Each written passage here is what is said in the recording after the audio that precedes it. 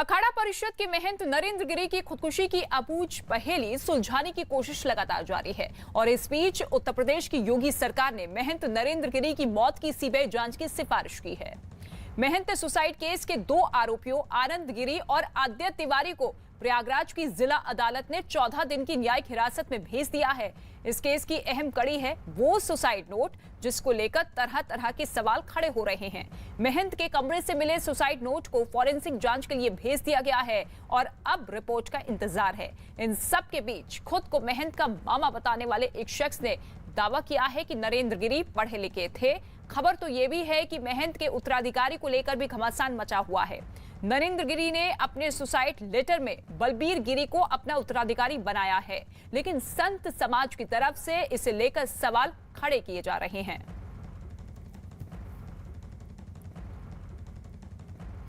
मुख्यमंत्री योगी आदित्यनाथ ने सीबीआई से जांच कराने के आदेश दिए हैं। इसके लिए राज्य के गृह विभाग ने केंद्र के पास सिफारिश भेजी है। इससे पहले अखाड़ा परिषद के अध्यक्ष महंत नरेंद्र गिरी की संदिग्ध हालत में हुई मौत मामले की जांच सीबीआई से कराए जाने की मांग हो रही थी। राजनीतिक दलों और साधु संतों ने सीबीआई जांच की मांग की थी। कल नरेंद्र गिरी के शव का पोस्टमार्टम कराया गया था। शुरुआती पोस्टमार्टम रिपोर्ट के मुताबिक उनकी मौत दम घुटने से हुई। तो सीबीआई के हवाले ये पूरी की पूरी जांच दे दी गई है। आनंद गिरी जो कि मुख्य आरोपी बताया जा रहा है, उसे 14 दिन की न्यायिक हिरासत में भेज दिया गया है। इसके साथ ही आदित्य तिवारी और उनके बेटे संदीप तिवारी, इन दोनों को न्यायिक हिरासत में भेज दिया गया है। इन सभी से पूछताछ की जाएगी क्योंकि सवाल लगातार खड़े ये हो रहे हैं कि आखिर सुसाइड नोट में जिन 3 लोगों का जिक्र किया गया, इनकी भूमिका क्या कुछ रही। क्या वाकई इन्हें परेशान किया जाता रहा, इन्हें उकसाया जाता रहा आत्महत्या के लिए, सुसाइड के लिए। ऐसे में अब सीबीआई एक के बाद एक कड़ी जोड़ती हुई उस राज से पर्दा उठाने की कोशिश कर रही है जिसके चलते महंत नरेंद्र गिरी ने खुदकुशी की। महंत नरेंद्र गिरी मौत मामले की जांच मामले पर यूपी सरकार ने भी ट्वीट किया है। यूपी सरकार ने ट्वीट में लिखा है कि प्रयागराज में अखाड़ा परिषद के अध्यक्ष महंत नरेंद्र गिरी जी की दुखद मृत्यु से जुड़े मामले की मुख्यमंत्री जी के आदेश पर सीबीआई से जांच कराने की सिफारिश की गई है।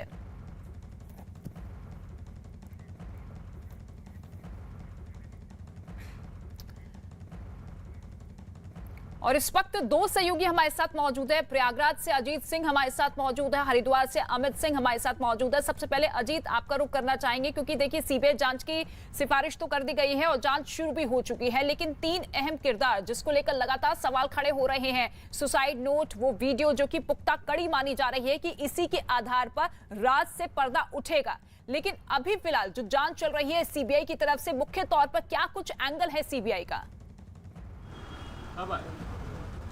देखिए, बिल्कुल सीबीआई जांच की समझौते उत्तर प्रदेश सरकार ने देर शाम कर दी थी, लेकिन अब सीबीआई यहां आएगी, अगले 24 से 48 घंटे में इस पूरे मामले को टेक ओवर करेगी और फिर जांच शुरू करेगी। रितिका, पहली बात ये बता दूं कि जो 11 पुलिसकर्मी उनकी वाई कैटेगरी की सुरक्षा में तैनात थे, उन सभी सुरक्षा कर्मियों से पूछताछ की जाएगी जो पिकेट में तैनात थे, यहाँ पर जो उनके व्यक्तिगत सुरक्षा में तैनात थे।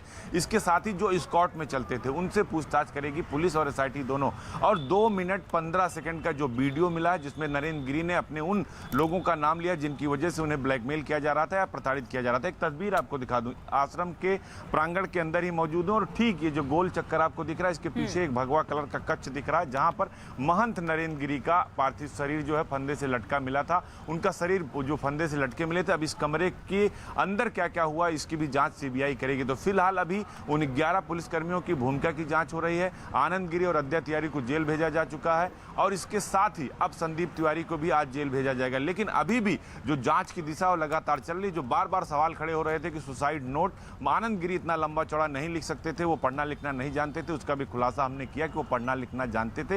हंडिया के इंटर कॉलेज से वो हाई स्कूल पास थे और डिस्ट्रिक्ट कोऑपरेटिव बैंक में उन्होंने 1 साल तक नौकरी भी की थी। तो अब इन सब के राज पर्दाफाश होंगे और सीबीआई करेगी। हालांकि जो बड़े बड़े संत हैं कैलासानंद से लेकर, उन्होंने सवाल उठाए थे कि वो लिखना पढ़ना नहीं जानते, लेकिन उनके जो मामा है महेश सिंह नरेंद्र गिरी के, उन्होंने ये जरूर कहा कि ये पूरा विवाद उत्तराधिकार को लेकर लेकर, अब संपत्ति को लेकर ये लोग ऐसा बयान दे रहे हैं। इस पूरे मामले की सीबीआई जांच होगी तो अब दूध का दूध और पानी का पानी हो जाएगा। फिलहाल एसआईटी की 18 सदस्यीय टीम जांच कर रही है। इसके अलावा अब जब सीबीआई आएगी तो एसआईटी और उत्तर प्रदेश की जो पुलिस है वो पूरा डॉक्यूमेंट, साक्ष्य, वीडियो, सुसाइड नोट सब कुछ उनके हवाले किया जाएगा। रितिका, बिल्कुल, और जैसे ही जांच की शुरुआत होगी उसके बाद हर किसी की नजर होगी कि किस तरीके से जांच का दायरा बढ़ता हुआ नजर आता है। ठीक है अजीत, आपके पास लौटेंगे, लेकिन इसके साथ ही आपको यह बता दें कि अयोध्या के हनुमानगढ़ी के पुजारी राजू दास ने सीबीआई जांच की सिफारिश करने पर यूपी सरकार को धन्यवाद बोला है।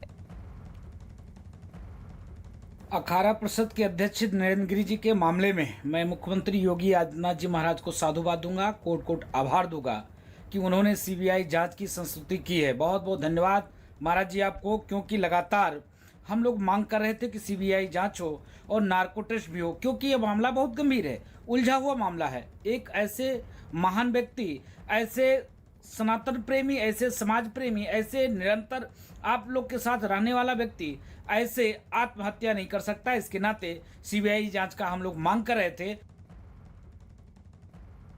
और कमरे से मिला नरेंद्र गिरि का सुसाइड नोट सही है या फर्जी, इसको लेकर भी तरह तरह की बातें की जा रही है। कई संतों का दावा यह है कि नरेंद्र गिरि हस्ताक्षर तक ठीक से नहीं कर पाते थे। ऐसे में 12 पन्ने का सुसाइड नोट लिख पाना समझ से बाहर है। इन सब के बीच खुद को महंत का मामा बताने वाले एक शख्स ने दावा यह किया है कि नरेंद्र गिरि पढ़े लिखे थे, पढ़ाई के दौरान ही उनकी एक बैंक में क्लर्क की नौकरी भी लग गई थी। बाद में वो संत बन गए तो सब कुछ छोड़ दिया।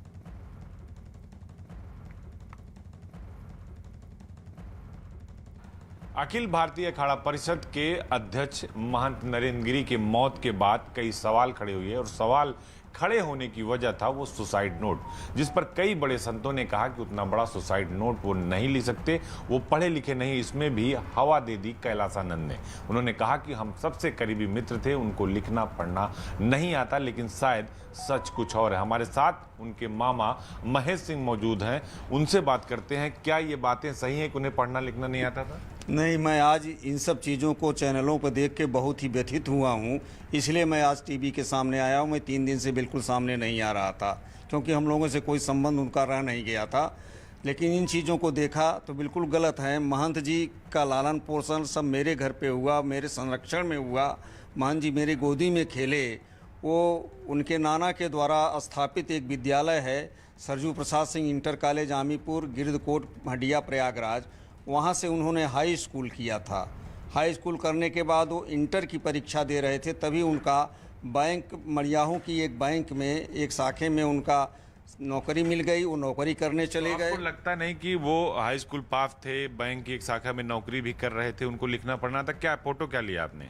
ये फोटो मेरे शादी के समय की है, महंत जी की, जो हमारी शादी में थे। जो है ये इस तरफ, ये महंत जी ये हैं, ये जो है इधर खड़े हैं। कितनी उम्र थी उस समय? ये 12-13 साल के रहे होंगे, ये 12-13 साल के रहे होंगे, इससे ज़्यादा नहीं। तो आप एक चीज़ बताइए, इसमें भी कुछ लिया, क्या वो पढ़ना लिखना जानते थे, उनको लिखना पढ़ना आता था? जो सवाल बार बार खड़े हो रहे हैं। उनको पढ़ना लिखना खूब। आप एक चीज़ एक बार 78 या 77 के समय में बोर्ड की परीक्षाएं कैसी होती थी। हमारा जो वो कॉलेज है, इस कॉलेज के महंत जी संरक्षक भी थे। बाद में संरक्षक बने, जब सन्यासी होकर के आए, क्षेत्र की जनता ने बनाया, और मैं उसका प्रबंधक हूँ।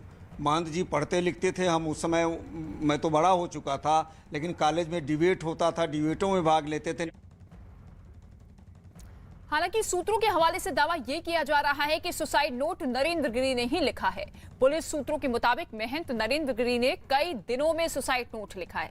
सुसाइड नोट में उन्होंने कई सारी बातों का जिक्र भी किया था। सूत्रों की माने तो महंत नरेंद्र गिरि ने सुसाइड नोट 5 से 6 दिनों में धीरे धीरे कर लिखा था।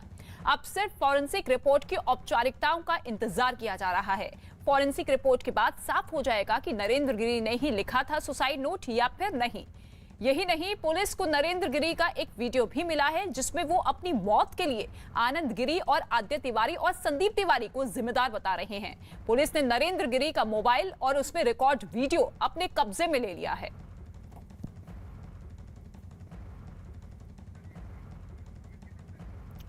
और अमित इस वक्त हमारे साथ लगातार बने हुए हैं। अमित, देखिए, सुसाइड नोट को लेकर लगातार सवाल तो खड़े हो रहे हैं, लेकिन जानकारी ये मिल रही है कि वो नोट उन्होंने ही लिखा था, और एक शख्स जो कि अपने आप को मामा बता रहे हैं, वो भी बता रहे हैं कि वो पढ़ा लिखा करते थे, क्लर्क तक की नौकरी करते थे। ऐसे में सवाल यही है कि आखिर उनके पढ़ने लिखने को लेकर अगर साधु संत ही सवाल उठाएंगे तो क्या ये मानकर चला जाए कि एक बहुत बड़ी साजिश थी उस सुसाइड के पीछे?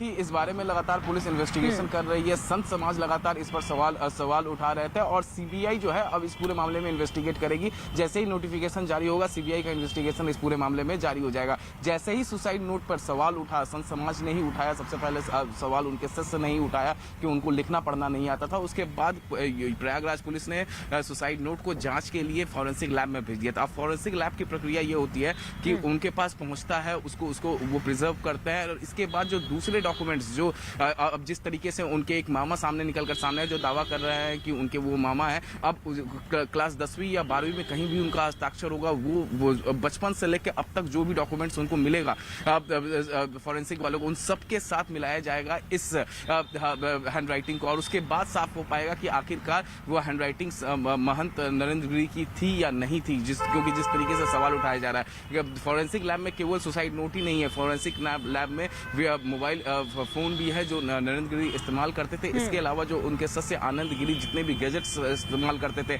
चाहे वो लैपटॉप, मोबाइल, उन सभी का भी फॉरेंसिक लैब में जाकर इन्वेस्टिगेशन होगा। उसके बाद जब फॉरेंसिक लैब का जो रिपोर्ट आएगी उसमें साफ हो पाएगा कि आखिरकार सच्चाई क्या है, आखिरकार जो सुसाइड नोट है वो सुसाइड नोट नरेंद्र गिरी के द्वारा लिखा गया है कि नहीं लिखा गया। और सबसे बड़ा सवाल कि नरेंद्र गिरी ने जो अपना वीडियो बनाया था जिसमें उन्होंने अपने शिष्य आनंद गिरी का नाम लिया है, बड़े हनुमान मंदिर के पुजारी का नाम लिया है, तो आखिरकार वो वीडियो किससे शूट करवाया था? तो पुलिस फिलहाल इस बारे में भी शख्स को लेकर भी जांच पड़ताल लगातार जारी है कि आखिर उस वीडियो को किसने शूट किया था। लेकिन दूसरी ही तरफ अब केवल औपचारिकता भर का ऐलान करना बाकी है क्योंकि फॉरेंसिक रिपोर्ट का इंतजार किया जाएगा और उसके बाद ही ये साफ हो जाएगा औपचारिक तौर पर कि ये लेटर उन्होंने लिखा था या फिर नहीं। लेकिन इसके साथ ही आपको ये बता दें कि आनंद गिरी पर 2020 में नोएडा के सेक्टर 82 के एक आश्रम पर कब्जा जमाने का भी आरोप लगा है। 200 साल पुराने इस आश्रम की देखरेख महंत ओम भारती जी महाराज किया करते थे।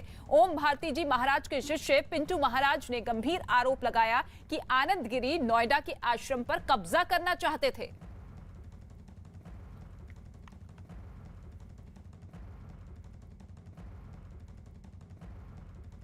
अखिल भारतीय अखाड़ा परिषद के अध्यक्ष महंत नरेंद्र गिरी की मौत के बाद उनके शिष्य पर कई गंभीर आरोप लग रहे हैं।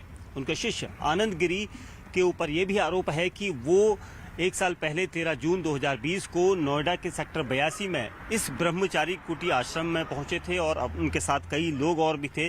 8 से 10 लोग यहां पर इस आश्रम को कब्जाना चाहते थे।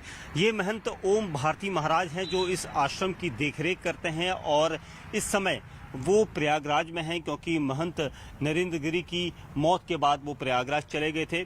ओम भारती को इस बात की जब जानकारी मिली कि जो आनंद गिरी है वो यहाँ पर अपने साथियों के साथ पहुँचा है और आश्रम को कब्जाना चाहता है, जिसके बाद इस आश्रम में रहने वाले सभी जितने भी सेवादार थे वो डर के मारे छिप गए। उनके साथ बुरा सलूक किया गया आनंद गिरी के द्वारा और उनके साथियों के द्वारा। ये बताया जा रहा है कि यहाँ पर वो चाहता था कि अपना पूरा कब्जा जो है यहाँ पर जमा ले और इसको लेकर इस आश्रम को देख सकते हैं।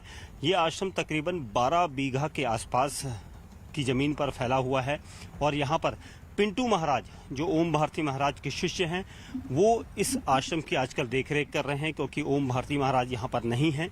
और यहाँ पर बताया जा रहा है कि 13 जून से 16 जून तक वो यहाँ पर रहा। आनंद गिरी के साथ जितने भी लोग थे वो यहाँ पर रहे। उन्होंने इस आश्रम को कब्जाने की कोशिश की। जब शिकायत पिंटू महाराज ने जो महाराज के शिष्य हैं उन्होंने ओम भारती महाराज से करी जो इस आश्रम की देखरेख करते हैं, तो उसके बाद वो यहाँ से निकल भागा। दीपक बिष्ट इस वक्त हमारे साथ मौजूद है। दीपक, आपकी रिपोर्ट हमने देखी। सीधे तौर पर शिष्य पिंटू महाराज ये आरोप लगा रहे हैं कि इस आश्रम को कब्जा करना चाहता था आनंद गिरी, लेकिन क्या इसके पीछे की मुख्य वजह रही? क्या इसके साथ और भी उसके साथी थे?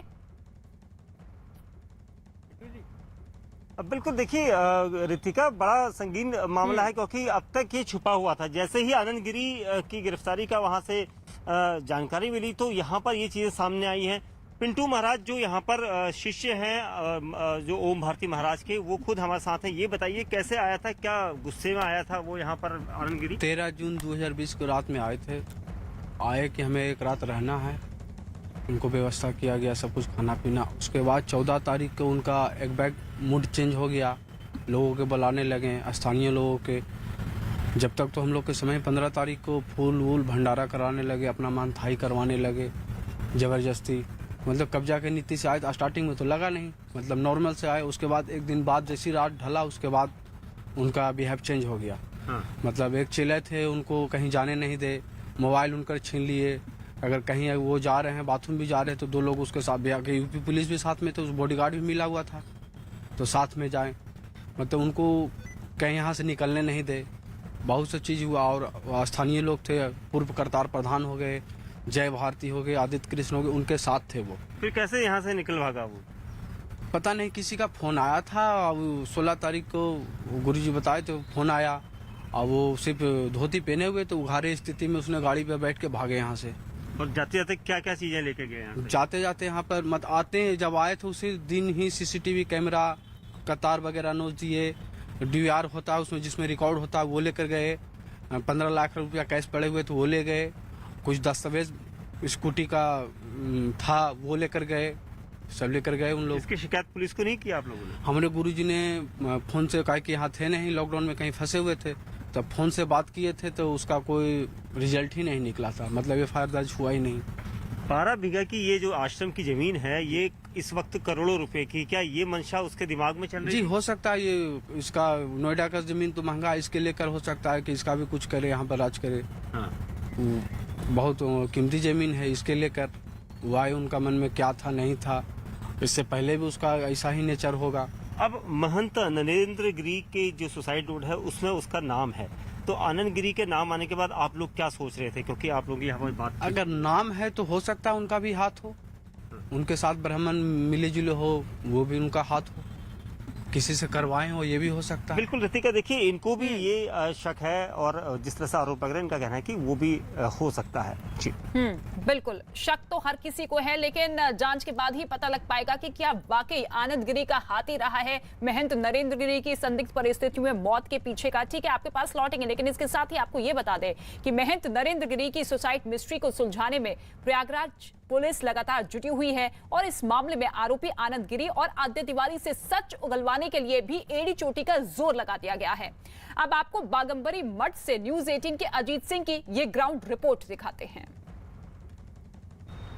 महंत नरेंद्र गिरी की मौत के मामले में उत्तर प्रदेश सरकार ने सीबीआई जांच की सिफारिश कर दी है, यानी अब सीबीआई टीम इस पूरे मामले की जांच करेगी। इस वक्त हम बाघंबरी मठ पर मौजूद हैं, अभी भी सुरक्षा का पहरा मजबूत है, सुरक्षा के इंतजाम किए गए। आपको बता दें कि इस पूरे मामले में संतों की तरफ से, अखाड़ा परिषद से कहा जा रहा था इस पूरे मसले की जांच सीबीआई करे, लेकिन एक अपडेट आपको और बता दें कि एसआईटी जो जांच कर रही है उसकी जांच की दिशा वैसे ही आगे बढ़ती रहेगी। एसआईटी अब उन सभी पुलिसकर्मियों से पूछताछ करेगी जो लोग उनकी सुरक्षा में तैनात थे या उनकी जो स्कॉट में थे, उनसे भी पूछताछ की जाएगी। इसके अलावा इन वाई कैटेगरी की श्रेणी इसकी सुरक्षा थी, उनके पास 11 पुलिसकर्मी थे।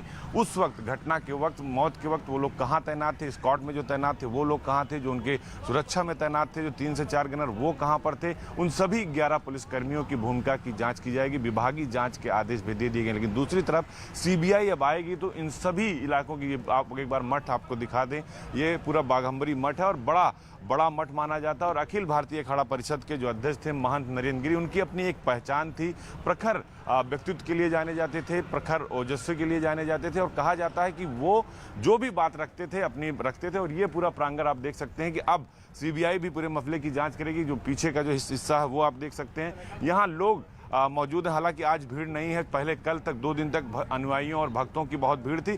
अब चूंकि इस पूरे मसले की सीबीआई जांच होगी, और जहां उनका 100 फंदे से लटका मिला था, ठीक पीछे वो रूम है, जब बार चाहें तो वहां किनारे से वो तस्वीरें हम दिखा सकते हैं इस पूरे मठ की, के अंदर का वो रूम है। अब वहां भी सीबीआई पहुंचेगी और उस पूरे तथ्य को जांच करेगी। फोरेंसिक टीम ऑलरेडी जांच कर रही है। अजीत लगातार हमारे साथ मौजूद है। अजीत, देखिए, आनंद गिरी और आदित्य तिवारी जो कि लगातार 14 दिन की न्यायिक हिरासत में है, उनसे हर एंगल से पूछताछ की जाएगी, लेकिन दूसरी ही तरफ आप देखिए संदीप तिवारी जिसकी अहम भूमिका रही और 11 पुलिसकर्मियों से पूछताछ होगी, तो क्या ऐसे में संभावना है कि जो जवाब उनकी तरफ से दिए जाए उन जवाब को क्रॉस चेक किया जाए पुलिसकर्मियों के बयानों के थ्रू?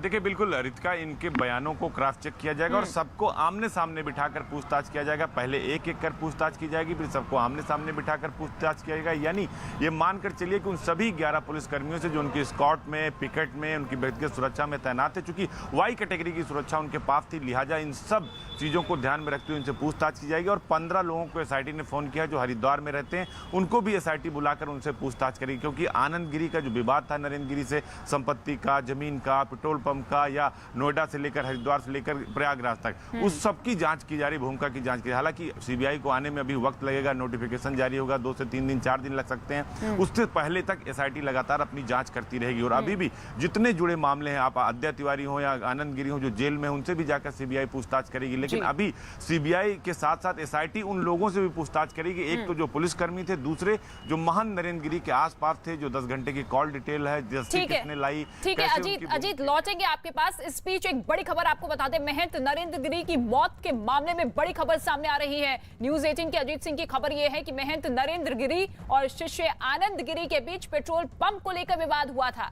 बागंबरी मठ में गौशालाओं की जमीन पर पेट्रोल पंप खोलने की तैयारी थी और इसी को लेकर दोनों के बीच में विवाद भी हुआ था। एक समझौते की भी खबर सामने आई थी कि दोनों के बीच में समझौता हो गया था, लेकिन बातचीत नहीं हो रही थी। लेकिन जो विवाद था वो पेट्रोल पंप को लेकर दोनों के बीच में था।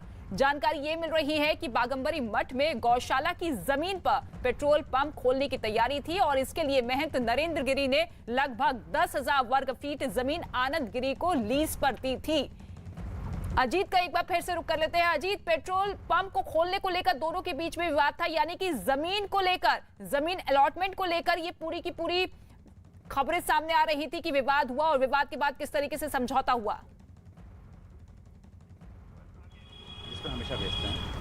देखिए बिल्कुल रितिका, लगातार विवाद चल रहा था, जमीन को लेकर, पेट्रोल पंप का भी विवाद था और इसीलिए महान नरेंद्र गिरी और उसके बीच थोड़ा तनाव था और उस तनाव को लेकर लगातार इसीलिए उनका निष्कासन हुआ था। वो 3 करोड़ रुपए भी मांग रहे थे, जमीन 10,000 वर्ग फीट थी उसको मांग रहे थे, जिसको लेकर महान नरेंद्र गिरी काफी तनाव में थे।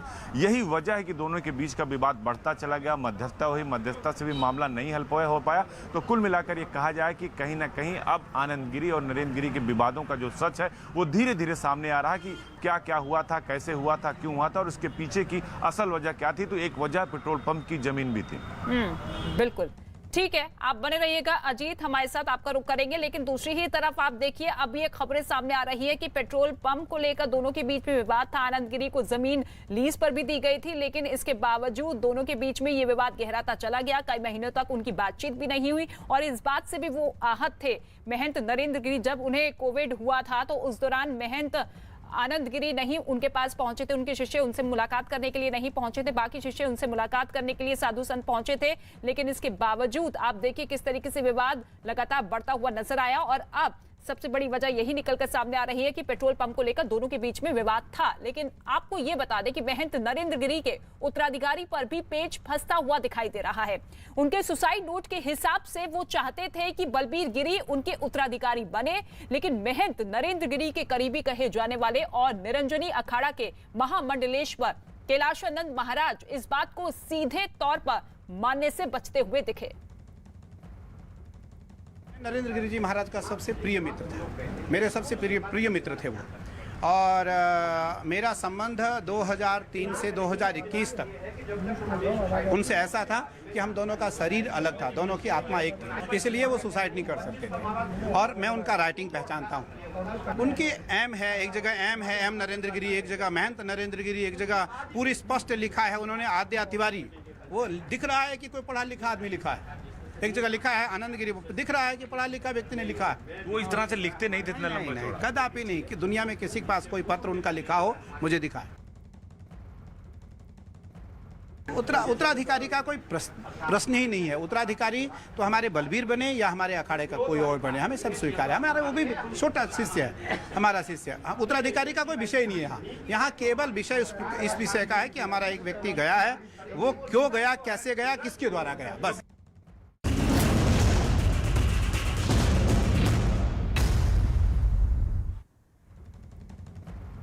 प्रधानमंत्री नरेंद्र मोदी अमेरिका की राजधानी वॉशिंगटन डीसी पहुंच चुके हैं। उनका खास विमान एयर इंडिया 1 भारतीय समय के मुताबिक सुबह 3 बजे वॉशिंगटन डीसी के जॉइंट बेस एंड्रयूज एयरपोर्ट पर उतरा, जहां अमेरिकी और भारतीय अधिकारियों का दल उनके स्वागत के लिए तैयार खड़ा नजर आया। कुछ देर बाद पीएम मोदी हमेशा की तरह खुद अपनी छतरी संभाले हुए विमान से नीचे उतरे, जहां उनका औपचारिक स्वागत किया गया। हवाई अड्डे पर बड़ी संख्या में मौजूद भारतीयों ने तिरंगा लहराकर भी उनका स्वागत किया। इन लोगों ने मोदी मोदी, भारत माता की जय और वंदे मातरम के नारे लगाए, जिसके बाद पीएम मोदी ने उनके पास जाकर हाथ मिलाया और ऑटोग्राफ भी दिया। प्रधानमंत्री नरेंद्र मोदी आज अमेरिका की 5 बड़ी कंपनियों के सीईओ से मिलेंगे। इसके बाद वो ऑस्ट्रेलिया के प्रधानमंत्री के साथ बैठक करेंगे। पीएम मोदी अमेरिका की उपराष्ट्रपति कमला हैरिस से भी मुलाकात करेंगे। तो ये 3 बड़े कार्यक्रम आज प्रधानमंत्री नरेंद्र मोदी के होने हैं। अमेरिका की उपराष्ट्रपति कमला हैरिस से मुलाकात होगी। इसके साथ ही 5 कंपनियों के सीईओ से मुलाकात करेंगे प्रधानमंत्री नरेंद्र मोदी, जिनका ये मिशन शुरू हो चुका है। इसके साथ ही ऑस्ट्रेलिया के प्रधानमंत्री के साथ भी बैठक होगी, मुलाकात होगी। दोनों देशों के संबंध किस तरीके से मजबूत आने वाले दिनों में किए जाए, उसको लेकर चर्चा होगी। लेकिन ये तस्वीर आप देखिए, जब प्रधानमंत्री नरेंद्र मोदी पहुंचे तो उनका जोरदार स्वागत किया गया। उनकी झलक पाने के लिए हर कोई बेताब दिखा। मोदी मोदी के नारों से ये पूरा का पूरा एयरपोर्ट गूंज उठा। प्रधानमंत्री नरेंद्र मोदी, जिनके आज 3 कार्यक्रम हैं, आज उनका पहला दिन। और ये 5 तस्वीर आप देखिए, प्रधानमंत्री नरेंद्र मोदी का किस तरीके से शानदार स्वागत हुआ। लोगों से हाथ मिलाकर सभी का अभिवादन स्वीकार किया। एयरपोर्ट पर मोदी मोदी के नारे लगे। आज ऑस्ट्रेलिया की पीएम से मुलाकात होनी है प्रधानमंत्री नरेंद्र मोदी की। इसके साथ ही कमला हैरिस, जो कि उपराष्ट्रपति हैं, उनसे भी मुलाकात होनी है उनकी। चैलेंजेस हैं यहाँ पे, यूनाइटेड स्टेट्स इंटरनल चैलेंजेस हैं, बाकी देशों में भी हैं, एंड कोविड का तो पर्टिकुलरली चैलेंज है ही। In spite of all this, president Biden ने इनिशिएटिव लिया है, प्रधानमंत्री मोदी जी को इनवाइट किया है। एक बायलेटरल समिट होगी जिसमें 1-to-1 डिस्कशंस होंगी, and then of course Quad की समिट होगी। दोनों चीज़ों में बड़ा क्लियरली ये इंडिकेटिव है कि भारत और अमेरिका दोनों साथ साथ काम करेंगे। वॉशिंगटन हवाई अड्डे के बाहर लोगों की भीड़ प्रधानमंत्री मोदी के इंतजार में खड़ी दिखी। जैसे ही पीएम मोदी का विमान एयरपोर्ट पर लैंड हुआ, लोगों ने मोदी मोदी और भारत माता की जय के नारे लगाने शुरू कर दिए। बारिश के बावजूद इन लोगों का हौसला जरा सा भी कम नहीं हुआ और वो हाथों में तिरंगा लिए वहां डटे रहे।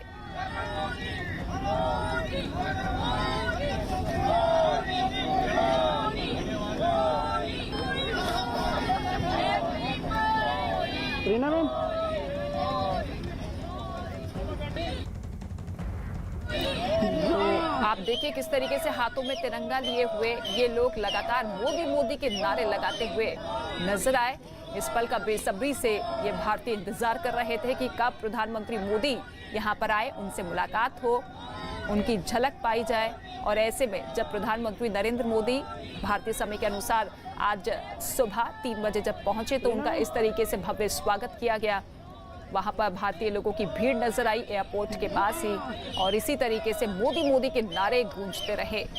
जो बाइडेन से मुलाकात हो रही है, पहली बार आमने सामने मुलाकात होगी जो बाइडेन और प्रधानमंत्री मोदी की।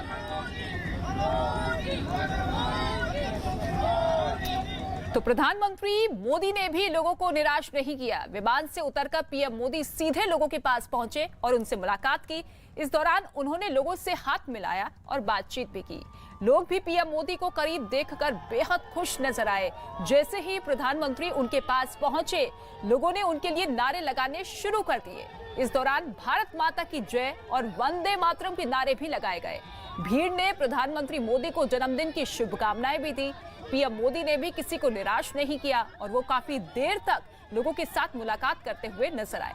इस दौरान उन्होंने लोगों को ऑटोग्राफ भी दिया और उनके साथ फोटो भी खिंचवाई।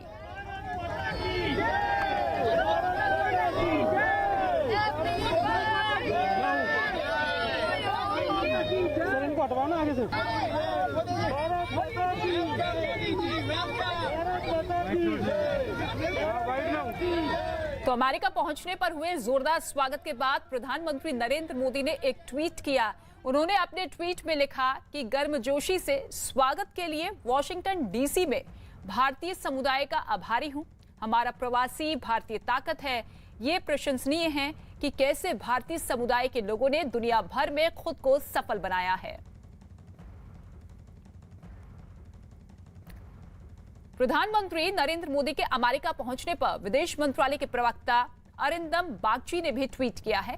उन्होंने अपने ट्वीट में लिखा कि भारतीय प्रवासी के उत्साही सदस्यों ने लैंडिंग पर प्रधानमंत्री नरेंद्र मोदी का स्वागत किया। ये विदेश मंत्रालय की तरफ से ट्वीट किया गया। और इसके साथ ही लोगों से मिलने के बाद प्रधानमंत्री नरेंद्र मोदी गाड़ी में बैठे और अपने काफिले के साथ होटल पहुंचे, जहां पहले से मौजूद अधिकारियों ने उनका स्वागत किया। इस दौरान उन्होंने होटल में कर्मचारियों से पीएम मोदी ने हिंदी और गुजराती भाषा में भी बात की।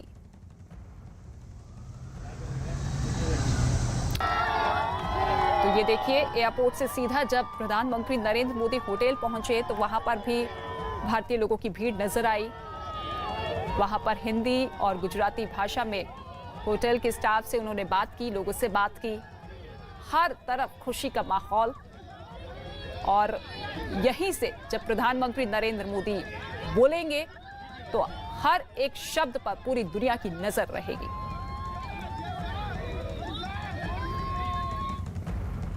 और अमेरिका पहुंचने से पहले पीएम मोदी के विमान के अंदर फाइलों के चेक करने की तस्वीर भी सामने आई है। अपनी अमेरिका यात्रा के दौरान भी पीएम मोदी सरकारी फाइलों को चेक करते हुए नजर आए। ये तस्वीरें अमेरिका यात्रा के दौरान की है। पीएम मोदी सरकारी फाइल्स चेक करते हुए नजर आ रहे हैं। अपनी यात्रा के दौरान भी उन्होंने महत्वपूर्ण कामों को निपटाने में अपना समय व्यतीत किया।